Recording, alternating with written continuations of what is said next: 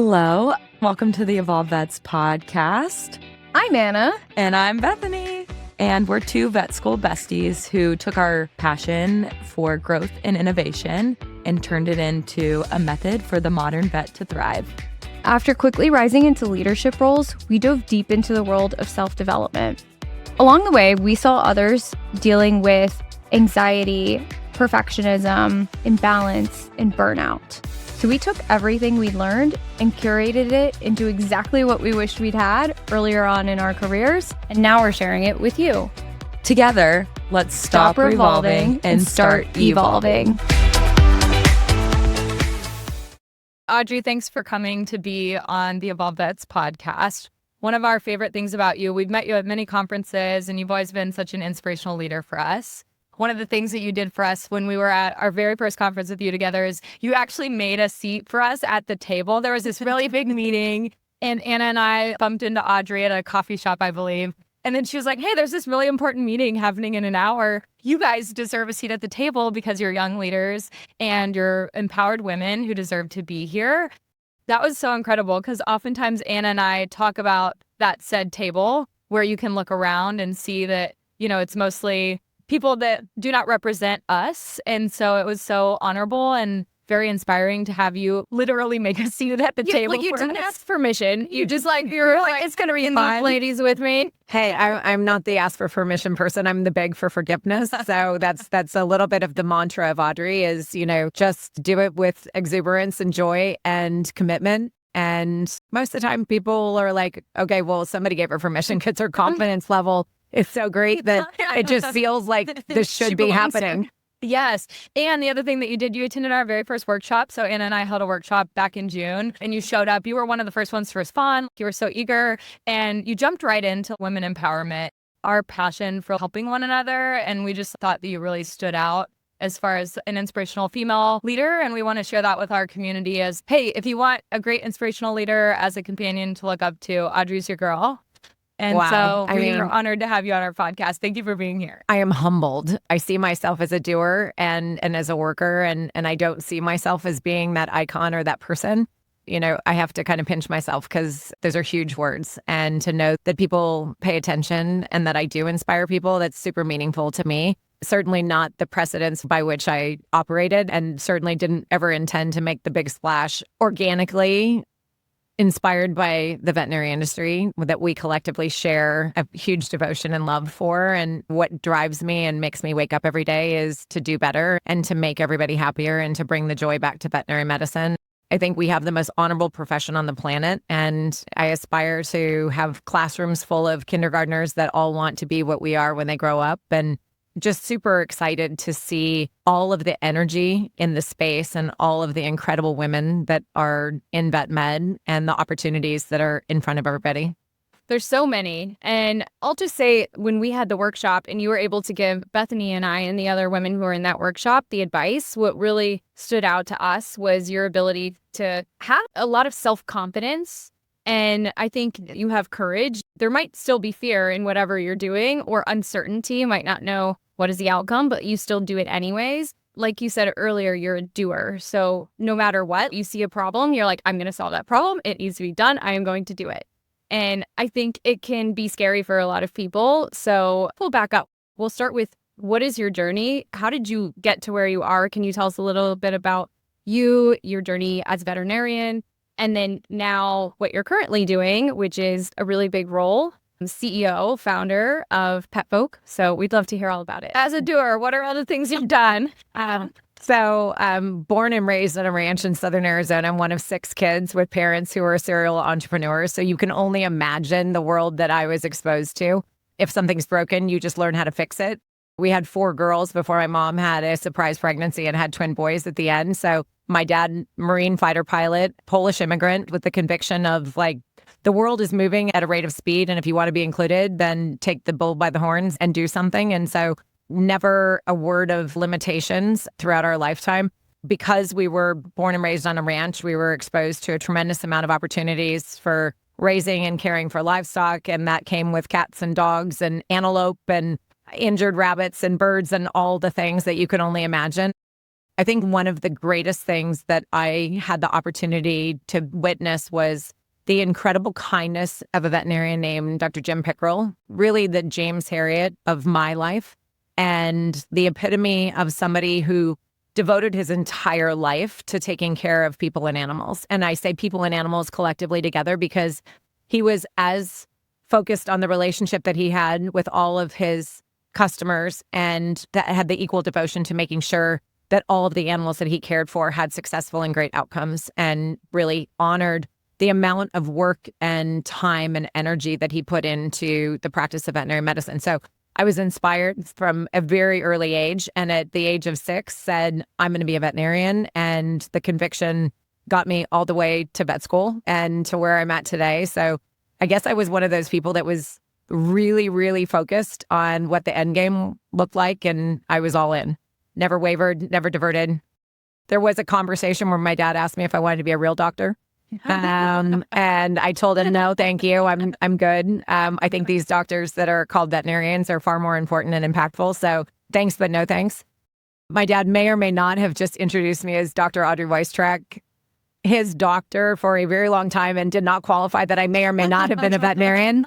I think there was, he was not the ranch guy. My mom was. So my mom was the superhuman of female empowerment, and the person that I saw in running a ranch and in being one of the premier ranchers in Arizona as a female, which was fish out of water. Like, that just doesn't happen. So I think the constitution of my DNA was work hard and go after what it is that you dream about or the things that inspire you. Be ferociously committed, have an incredible work ethic, and you're going to fail along the way. Don't let the failure derail you. Just learn from those mistakes and make you stronger. I think, look, I am the person who recognizes imposter syndrome on a daily basis. We all have it. We all sit in rooms and say, are we qualified to be here? And I do have a lot of courage, tremendous amount of conviction, a lot of self-awareness, a very, very high emotional coefficient. My EQ is like off the rails.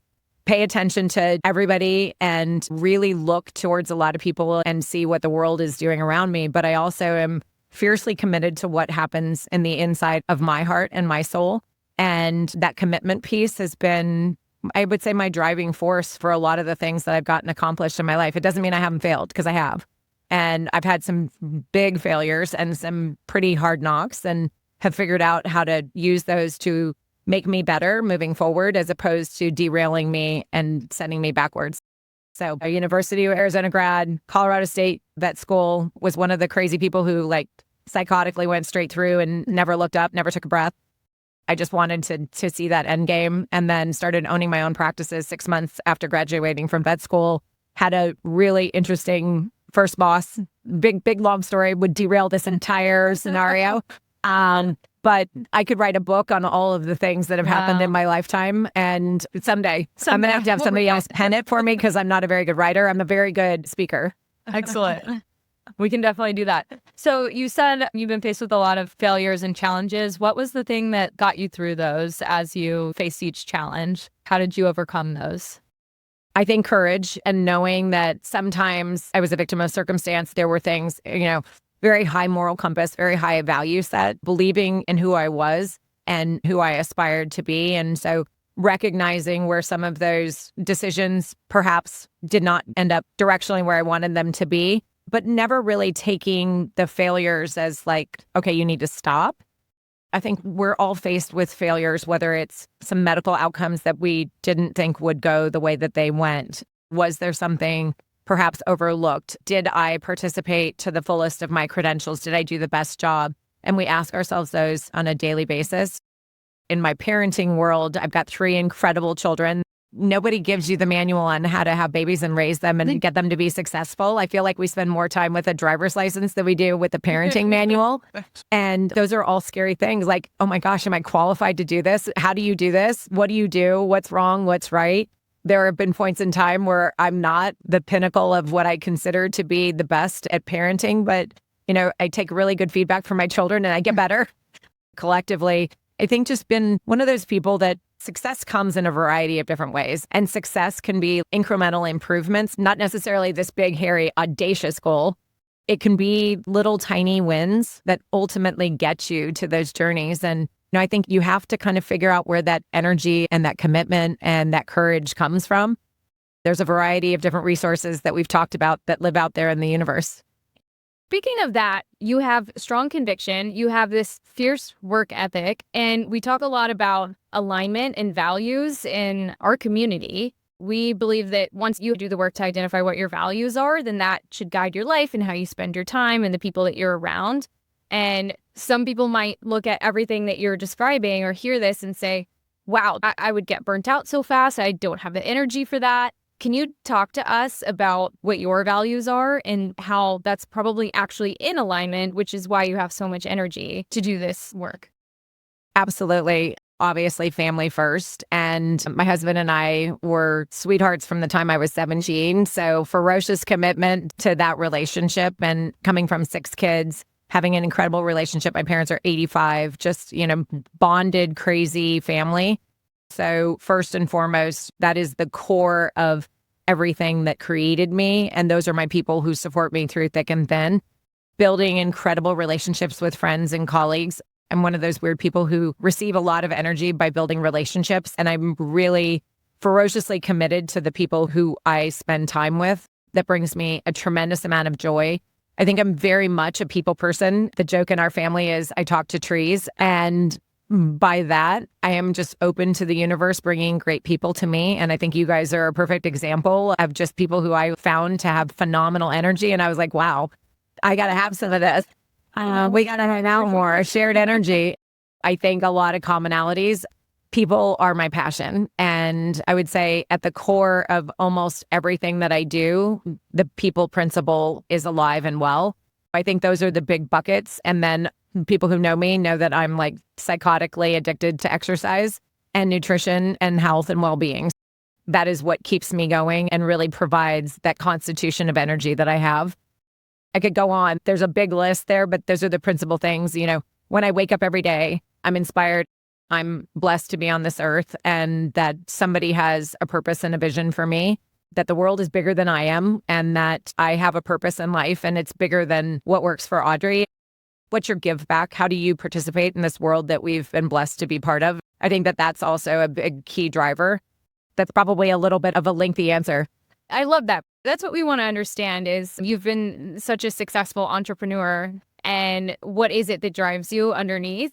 It sounds like your spirituality has been a big piece of things. It sounds like you're working out, and it sounds like your family. So can you talk to us about any daily habits you have? Do you have a morning routine? Do you have something that keeps you sane every day? Absolutely. Selfishly, there is an hour of mandatory take care of Audrey every day. And that mandatory take care of Audrey just so happens to be really early in the morning. And I think this is a trained behavior because I was an equine small animal practitioner.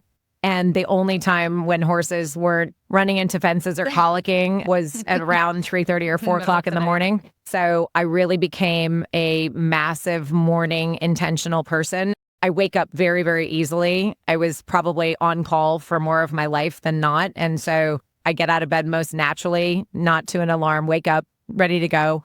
My feet touch the ground. As soon as the sun comes up, the sun is hitting my face. I am a bit of a coffee drinker. I have a great routine in the morning with exercise. Exercise combined with a little bit of caffeine and then some good salts to set the electrolytes straight. Ferocious commitment to an hour of true exercise. And I think exercise for me is a combination of a lot of different things. Cycling, boot camps, weightlifting, hot yoga. I think all of those things are super important. I had to learn that it was okay to give myself permission to have an hour every day that was centered around me. And I'm very high strung. So that also allows me to kind of work through my day and to give myself my best opportunity to be the best Audrey, whether it's parenting, being a great spouse to my husband, showing up and being part of my team, being a great veterinarian. Without that hour of Audrey, I struggle a little, and my team recognizes that I struggle a little bit. My husband says that I have a gym husband. And he literally Because you're dedicated and have a day at 4:30 in the morning. He goes, "How's that gym husband this morning?" Oh my gosh, that's hilarious. So what was that shift? Like you just said, that there was a time where you decided that you were worthy of that hour for yourself in the morning. How did you make that decision to prioritize your self-care? So I think I had some of it when I was single and then newly married and didn't have children. And there was just that carve out for having the opportunity for time. I think there was a small segment of time where my life got pretty chaotic with babies. My husband used to travel 5 days a week, and I started to kind of be resentful. I was resentful that work was asking me to do this, that this horse was getting sick, that this dog needed this, that my children needed something, that my husband was traveling. And I started to feel this change inside of me going from I choose happy to I'm frustrated and waking up feeling frustrated.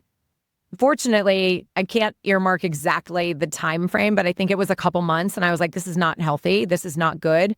This is not going to have a successful outcome for you or for the people around you. And you have too much going on. So be reflective and figure this whole thing out.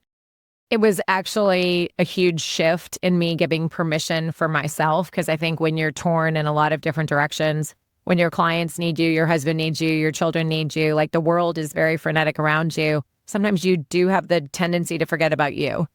My mom used to tell us as 4 girls, put on your oxygen mask first and give yourself permission. My mom was a big outdoor person, born and raised on a ranch, and her therapy was getting on a horse. And she was like, look, if you don't carve out time for you, then nobody else is going to get the best you.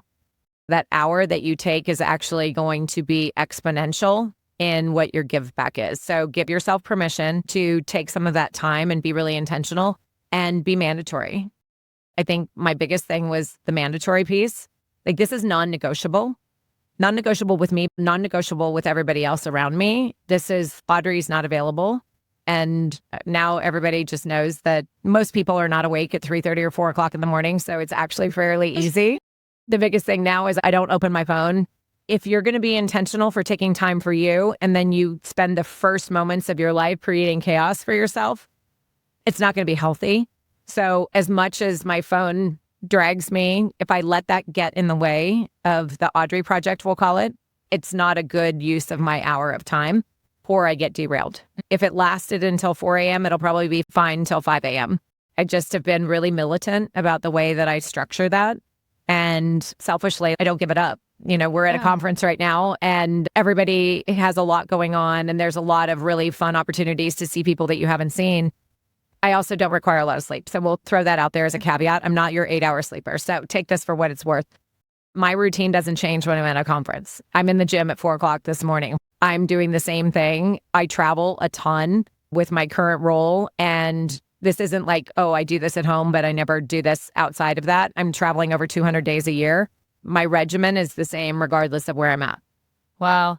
So this is amazing. Thank you for sharing. I know many people who are in our community are not only struggling with I deserve self-care prioritization and I'm worthy of that, but also that initial step of holding true to those boundaries. Did you find that was hard in any way, or do you have tips for maybe the people that are listening? Giving yourself permission to say no, which was also another big piece of my life. My trick there is if it's not an incredible yes, you should be saying no. If you're not excited about the yes, you should be thinking about, should this be a no? You can't be everybody's everything unless you're somebody worthy of yourself.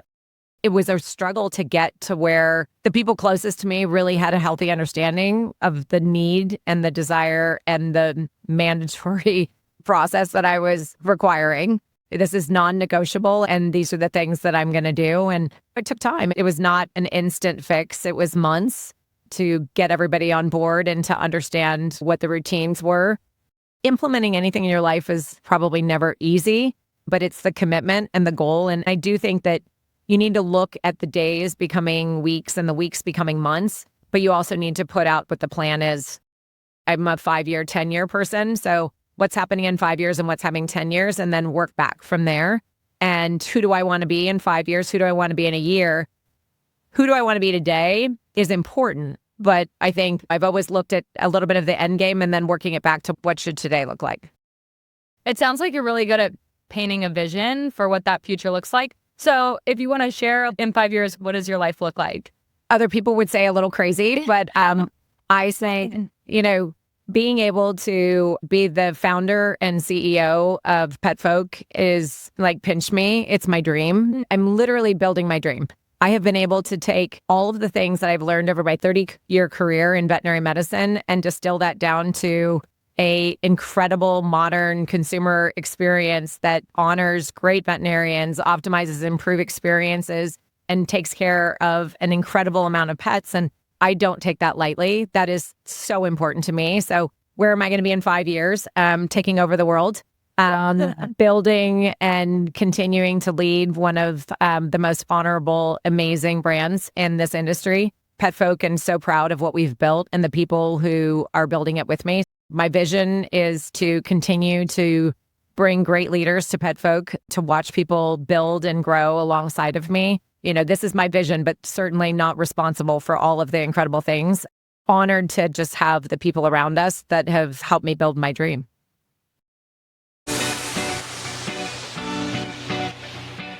So, Audrey, I want to switch gears a little bit. And I know you've had a wild ride in your life and in your career. And for our listeners, we really want them to understand all that goes into entrepreneurship and success and whatever that looks like for anybody who's listening.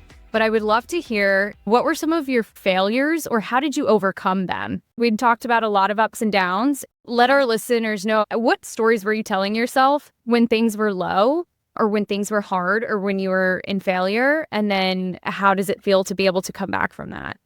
Yeah. So, I mean, probably too many stories to tell right now, but a lot of failures. And, you know, I think it's a mindset of what do you do when something doesn't go according to plan or when you have a failure. And we can talk about little failures. We can talk about big failures.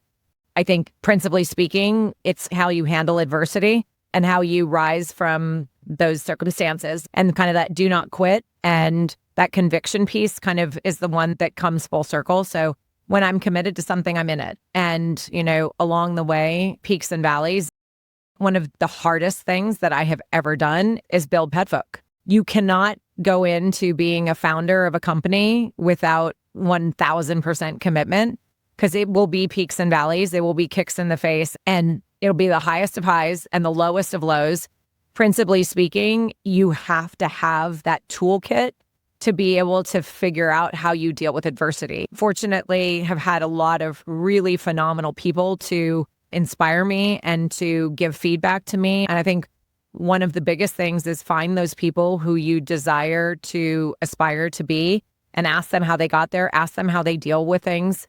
Create your own community around you and don't be afraid to ask somebody for some help. I've had incredible mentors and sometimes completely out of my comfort zone have reached out to people and said, hey, I am really impressed by what you're doing, or wow, I aspire to be you, or I really would love to have a little bit of feedback on how you've dealt with some of the things that you've dealt with. I think that can be applied to a variety of different circumstances. So finding that community, building that community, finding that support network, super, super important. But you have to build your toolkit on how do you deal with failure and adversity. I need a place to put some of my unhappiness, and I get to work through some of that with exercise and with some meditation. I have to process it and I have to put it somewhere. I don't want to deliver it to my husband or to my children or to my colleagues or to my team. So where do I figure out how to put that? If I'm unhappy or if I'm frustrated, I figure out where to do that. I would love to tell you that I journal or do that. I've tried, I've failed. It's just not me. But there are so many things that are out there and so many resources. You have to figure out what your toolkit looks like. And then your toolkit's going to modify and change, right? So you go with what works and you let go what doesn't work for you, and that'll evolve. My toolkit has evolved as my life has evolved and the stages of life have changed. I'll go back to what my mom has always said, put on your oxygen mask first. You're not really very helpful to anybody else unless you're surviving, not just surviving, but thriving. I think some of us get into survival mode and that's sustainable for a short period of time, but you really want to get into kind of the thrive mode. Where do I have something in my cup and where do I have some stuff to give? You can run on negative for a little while, but that's a total recipe for burnout. You run on negative for too long and you're just going to be done and you're going to fail and you're going to fail yourself. You're going to fail everybody around you. And that's just going to be harmful to your entire life. The most important thing for me is if something feels like a mistake, if something feels like a failure, bucket it, appreciate it, respect it, and learn from it and move on. I honor what has happened in my past. I think life's experiences are what build you. And I've said the house that built me was not all flowers and roses and shiny objects. It was a lot of hard work. It was a lot of twists and turns. It was a lot of adversity, but it's who I am and it's what's made me. And I honor some of those missteps. I honor some of those wrong decisions as part of the constitution of who I am. It doesn't make me a weak person. It doesn't make me a failure. It makes me stronger. It makes me more relatable. It makes me more understanding. I constantly iterate and think about those things and look at my life as a journey of processes and great experiences. Ultimately, if we're in the plus category as a general rule, then we're winning, right? Yeah, that's so true. I love that. And Anna and I, when we were in Hawaii recently, we actually were reflecting on that same question. What was your biggest failure? And as we were reflecting and laying on the beach, it was one of these moments where I was talking to Anna and I've been engaged before and it didn't work out. And in that moment, like a lot of people might look at that situation and say, well, your engagement failed. But in that moment, I actually chose not to move or give up the promotion that I had just earned to go be with this person. And at the end of the day, I actually won in that moment because I was choosing me and being authentic to me. How many times can we change and flip our mindset to reframe, learning from it and focusing on that perspective versus this is happening to me, this is happening for me, and really reframing our mindset on that. So I love that you shared that. And thank you for being vulnerable. And I love that reframing piece. I think sometimes people are like, oh, you just see everything as positive and toxic positivity. And, no, life is about choices. And the reality that you create is the reality that you live in. And you can be a person who says, I definitely drift towards negativity, but this is harming me and the people around me. And there has to be a hard reset. And whether that's yourself understanding that or a close group of people that help you work through those processes, it's the whole piece of vulnerability. I'm a huge, gigantic Brene Brown fan. And I think being vulnerable with yourself allows you to be vulnerable with the people around you. Being vulnerable with yourself is understanding your strengths and weaknesses, and you're not meant to be perfect, right? We don't all come with the same kit of parts. We can shine in the areas that we really are ferociously committed to and the places that make us feel good. And we can choose to be a little bit deferring on the parts that don't build us up, right? If you have great joy in cooking for somebody and going grocery shopping and building beautiful meals, that's great for you, but it may not be for somebody who just doesn't enjoy that. And you have to find those areas of joy that resonate with you. And you're not building somebody else's life, you're building your own. If you don't pay attention to your strengths and weaknesses, if you're not vulnerable enough to say, okay, what is the self-assessment of me? Maybe it will require somebody to have an outside lens to help me come to terms with some of those areas that I could work on, or maybe some of those areas of opportunities, right? I think sometimes we don't value some of the really cool things that we do because we just don't give ourselves permission to value those. But then we talk to other people and they're like, no, the way that you call me in the morning and the way that you text me, the way that you interact with me as a friend is super valuable. And that might be little tiny things. But those are all attributes that you can say, wow, I'm really good at this. I'm really good at bringing people a very open ear to listen to. I'm really good at sitting and listening to people, or I'm really good at giving people advice, or I'm really good at helping people find resources. Look, this industry, nobody said that our lives were just supposed to be easy. Nobody promised that vet med was simple. We know that we are responsible for taking care of the health and wellness of animals and the side effect of the people who they love and that love them. It's a huge responsibility. We also have an enormous amount of variables that impact us on a minute-to-minute basis in our lives. I don't think any of us have a predictable outcome of any of our days ever. When you're on the floor and you're seeing patients and you're doing the things, there are a lot of variables, and those are really hard things to deal with. Recognizing that we have chosen a profession that requires a tremendous amount of emotional connectivity, a tremendous amount of work, a tremendous amount of intellect, and sometimes variables that are controllable and uncontrollable. That's a big recipe. That's a huge salad bowl to walk into. Recognize and honor that this is a challenging profession, but build your toolbox and find your people, find your resources, find your things, recognize your strengths and your weaknesses and figure it out. Nobody but you configure everything out to the best of the ability that you can. Waiting for somebody else to throw you a rope or to hand you the parachute is probably not going to be entirely successful. So build your own parachute, install your own rope, figure it out. When I practice, when I go into an emergency shift, it's exactly what you're saying, where you just don't know what you're going to get. You don't know if someone's going to call out sick. You don't know if 3 stats are going to walk in at the same time. You don't know if you're going to have to do surgery that night. You have no idea. You don't know if you're going to get an angry customer. You don't know. And so I always think of going into the shifts as this big practice of almost like a meditation. You have to be really intentional. You have to get your mindset right before. You got to fill up your cup. So it's the advice that you gave at the beginning, right? Take the time to put on your oxygen mask first so that you know that you're showing up to that shift with 90%, 100%, whatever you can do, so that at least you're showing up to whatever happens and you're prepared for that.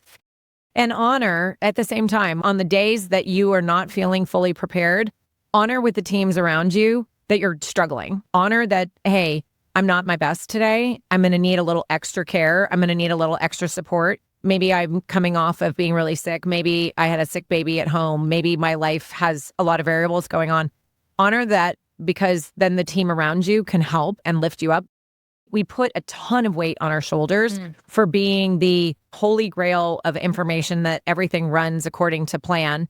And everybody has such a high expectation. The reality of the situation is there's lots of variables in all of our lives. And commit to the people around you, whether it's your family, your friends, your colleagues, your teams, or your customers. I think the biggest thing with me is people care about authenticity. And authenticity means I'm not 100% every day. That's not realistic. I am allowed to have bad days, but by being allowed to have bad days, I also need to resource manage around me so that my bad days don't turn into failures or expectations that are lost on somebody else. I think there's a lot in there that we have to give ourselves permission to understand that we are in a tough profession and that it does have a lot of variables in it. And it also has a ton of joy.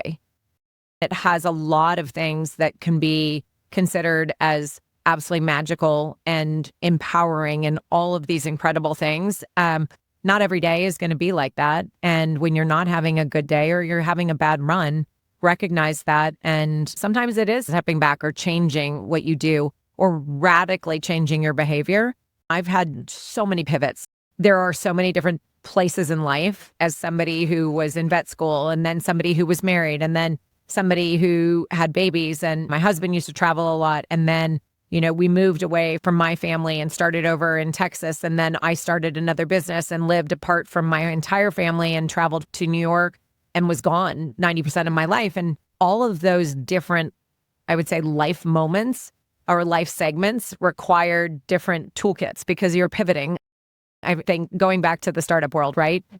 Pivot and pivot and pivot and pivot. Just because the system that you plan for today is working really well doesn't mean that it's going to be the same system that is applicable and in 2 years. It's so true. It's like I had a coach tell me one time that she was like reflecting back on her life. She could only think of her life in segments of 1 to 3 years because so much is changing. You might be getting married, you might be changing jobs, getting a promotion, having a baby.